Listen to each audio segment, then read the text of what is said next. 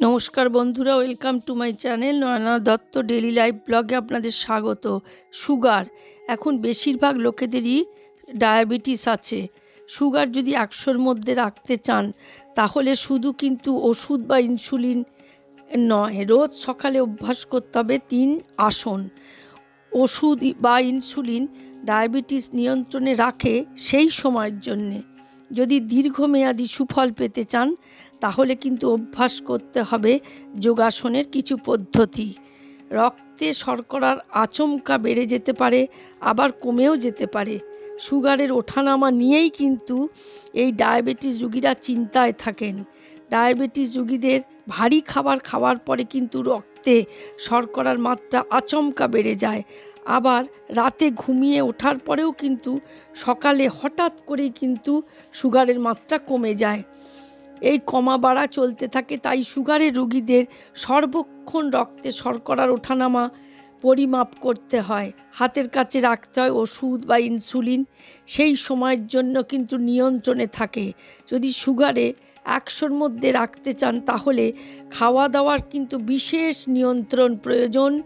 যেমন জরুরি তেমনই ব্যায়ামও দরকার। যোগাসনে এমন কিছু পদ্ধতি আছে যা রোজ নিয়ম করে অভ্যাস করুন। প্রথমেই বলি বীরভদ্রাসন।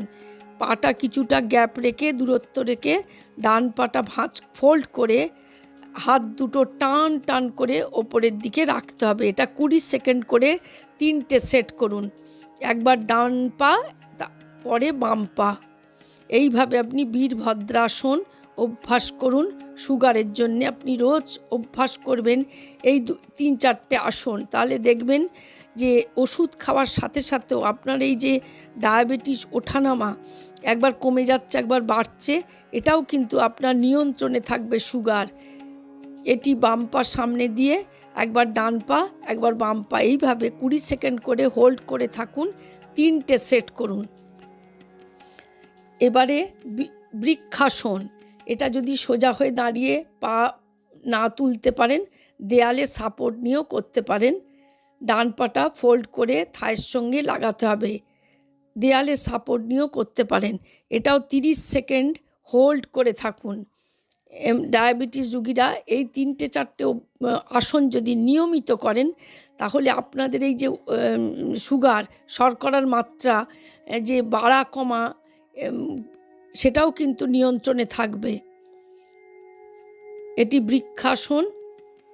বাঁ পাটা আস্তে আস্তে ফোল্ড করে ডান থায়ের কাছে লাগিয়ে রাখতে হবে, দেয়ালে সাপোর্ট নিয়ে করে। এবার হচ্ছে অর্ধ মৎস্যেন্দ্রাসন। দুটো পা সোজা করে বসুন। এবার ডান পাটা ফোল্ড করে বাঁ পাকে ক্রস করে নিয়ে উল্টো হাত দিয়ে হাঁটুটাকে চেপে পেটের কাছে ধরে রাখতে হবে। এইভাবে আপনি 20 সেকেন্ড হোল্ড করে থাকুন।